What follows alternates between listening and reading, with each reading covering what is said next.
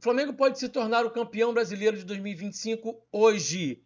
Confronto contra o Atlético Mineiro, 9h30 da noite, na Arena MRV. O título está bem encaminhado, mas se o Flamengo vencer e o Palmeiras perder o seu confronto contra o Grêmio, na Arena do Grêmio, o Flamengo confirma o título e se torna o primeiro campeão brasileiro, o primeiro clube brasileiro a ser 9 vezes campeão do principal campeonato local, do Campeonato Brasileiro. O Palmeiras está apostando tudo na final em Lima. O técnico Abel Ferreira deixou, como vocês estão vendo aí na tela, os 11 titulares em São Paulo. Não foram para o confronto contra o Grêmio lá em Porto Alegre. Aparentemente aí o Abel abrindo mão do Brasileirão para apostar tudo na final em Lima. O Flamengo tem pela frente uma decisão, um jogo importantíssimo, e o Felipe tem nas suas mãos um problemaço, porque tem que escalar uma equipe o mais forte possível, porque trata-se de um jogo importantíssimo, mas também tem uma decisão sábado em Lima. Infelizmente, a CBF coloca Palmeiras e Flamengo para jogarem a 4 dias da final em Lima. É realmente um absurdo, é realmente um escárnio, uma atrocidade, mas é o que tem para hoje, infelizmente. Vou então projetar as escalações de Atlético Mineiro e de Flamengo para esse duelo de hoje à noite. Esse foi o time que o técnico Jorge Sampaoli levou a campo no último sábado, na final da Sul-Americana, que o Atlético Mineiro perdeu para o Lanús nos pênaltis. Everson, Juan, Vitor Hugo e Júnior Alonso, 3 zagueiros.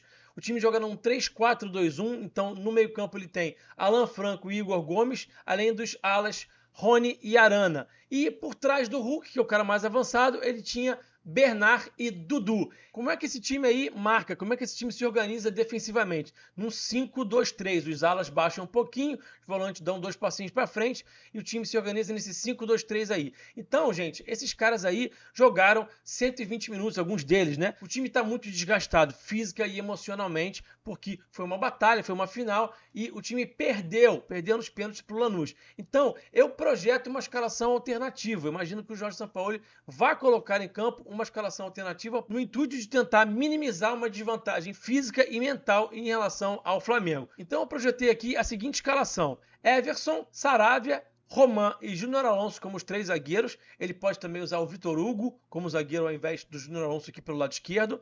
O Natanael seria o ala pelo lado direito, fazendo uma dobra de laterais ali com o Saravia, que jogaria como zagueiro.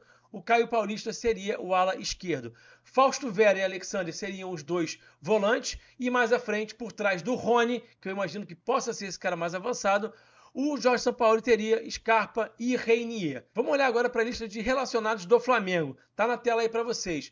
Alexandro, Ayrton Lucas, Bruno Henrique, Carrascal, Danilo, Arrascaeta, De La Cruz, Diogo Alves, Emerson Royal, Eric Pulgar, Everton Cebolinha, Everton Araújo, Varela, Jorginho, Juninho, Luiz Araújo, Léo Pereira, Matheus Cunha, Michael, Plata, Rossi, Samuel Lino, Saul e Wallace Ian. Reparem que Léo Ortiz não foi relacionado. Há um temor quanto à participação do zagueiro na final em Lima. Será que ele vai conseguir se recuperar a tempo da lesão no tornozelo e jogar contra o Palmeiras?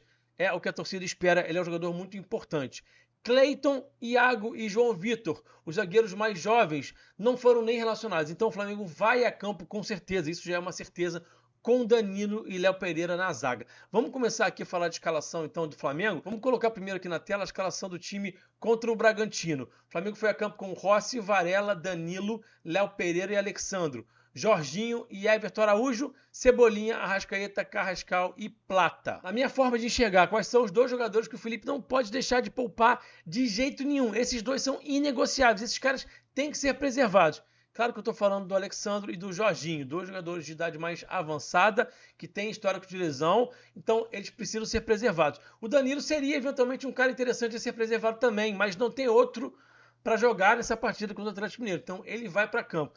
Quais outros jogadores o Felipe pode pensar em poupar? Varela, Carrascal, Arrascaeta e Cebolinha eventualmente podem ser sim sacados. Então o Felipe manteria da equipe que foi a campo contra o Bragantino Rossi, Danilo, Léo Pereira, Everton Araújo e Plata. E aí eu vou projetar aqui uma possível escalação bem alternativa, bem conservadora, em que o Felipe usaria o mínimo possível de eventuais titulares lá em Lima. Seria essa escalação aqui, tá? Rossi, Royal, Danilo, Léo Pereira, Ayrton Lucas, Everton Araújo, Saul, Plata, Wallacian, Lino e Juninho. Será que ele vai com o Juninho de titular? A gente sabe que ele não costuma usar o Juninho de início, dá pouca minutagem para o jogador. Acho improvável que ele comece com o Juninho, mas está aí uma escalação conservadora, tá? Com Plata, Wallacian, Lino e Juninho como esse quarteto de frente. Se eventualmente o Felipe de fato optar por essa escalação, o que ele pode fazer? No segundo tempo ele coloca os caras que são considerados titulares, que vão jogar muito provavelmente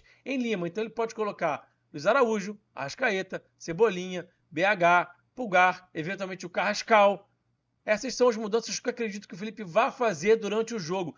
Ainda mais se o jogo estiver enroscado, se o jogo estiver complicado, se o jogo estiver enroscado, se o Flamengo tiver um gol atrás, ou até o jogo 0-0, acredito que o Felipe vai colocar sim esses caras aos poucos, até porque não vai matar ninguém jogar 15, 20, 30 minutos no jogo de hoje, tá? Então acredito sim que o Felipe vai fazer as mudanças, eventualmente colocar o Pulgar para que o Pulgar jogue 45 e o Saúl jogue 45, por exemplo. Pensar de repente colocar o Cebolinha, de repente se ele quiser preservar o Cebolinha, porque é um jogador que tem histórico de lesões, ele coloca o Carrascal e preserva o Cebola.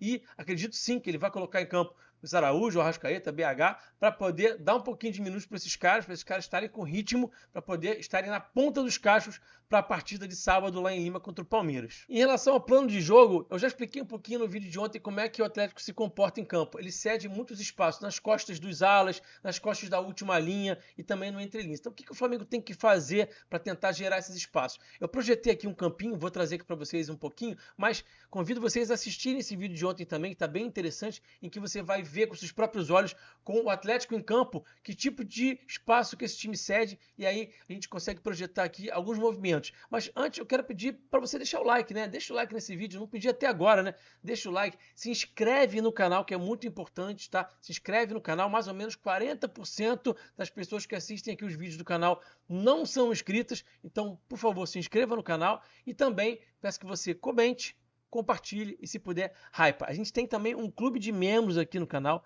que é muito legal. Te convido a virar membro do canal Falando de Tática. Por exemplo, os membros da categoria Júnior têm acesso à transmissão tática. Então, você vai virar membro categoria Júnior e vai receber no seu WhatsApp áudios meus explicando tudo o que está acontecendo durante os jogos do Flamengo. Em tempo real. O jogo está ali acontecendo, eu estou mandando áudio ali explicando para vocês o que está acontecendo taticamente. É legal, né? Maneiro, gostou, né? Então, vem para o nosso clube de membros, entra ali na segunda categoria de membros, categoria Júnior, você vai ter acesso à transmissão tática. Se você quiser entrar na categoria Leandro, que é a primeira categoria, você vai ter acesso a outros benefícios, tá? Tem muito benefício, é muito legal o nosso clube de membros, tá? Então, vamos olhar aqui rapidamente para alguns movimentos de arrastar e fixar que o Flamengo pode fazer, atrair também, para poder gerar espaço. Vamos para o campinho de novo. Vocês estão vendo aí dois times em campo, o de vermelho obviamente é o Flamengo, o de branco obviamente é o Atlético Mineiro. O Flamengo está com a bola na sua organização ofensiva de 3-2-5 tradicional e o Atlético Mineiro no seu 5-2-3. Então, quando eu falo de movimentos de atração, de movimentos de arrastar, de fixar, eu estou me referindo a esse tipo de movimento aqui, ó. Quando o jogador tem a posse da bola, vocês estão vendo ali o jogador do Flamengo, né? Esse cara que está na saída de 3 aqui pelo lado direito, né? Quando ele conduz, quando ele avança aqui com a bola, o que ele gera? Ele gera um salto de pressão, ele está induzindo o adversário a andar para frente. Então, quando ele conduz essa bola aqui um pouquinho mais para o lado direito, um pouquinho mais para frente, o jogador do Atlético Mineiro, a tendência é que ele salte pressão. E aí, não só esse jogador que está mais próximo do portador da bola vai saltar pressão, mas como outros também vão. Então, quando você conduz, quando você avança e induz esse salto, a tendência é que você liberte espaço numa outra zona do campo. Quando o adversário anda para frente, ele liberta espaço nas costas da última linha defensiva. O Atlético Mineiro tem uma tendência a ceder esse espaço para os seus adversários. Um outro contexto que a gente pode também enxergar aqui é o contexto dos volantes andando para o lado para poder libertar espaço no entrelinhas.